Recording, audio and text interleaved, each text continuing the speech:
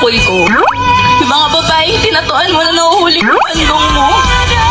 Yung mga babaeng sabi mo kliyente mo, tas malalaman ko kaya kap mo. Ano ba talagang negosyo mo? Pagtatato na may libreng lande.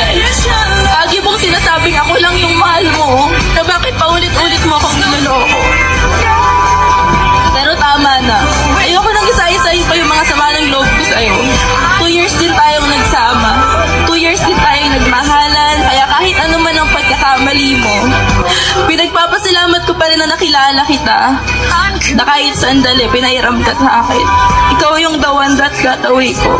Sana mahanap mo yung babaeng para sa'yo. I will love you.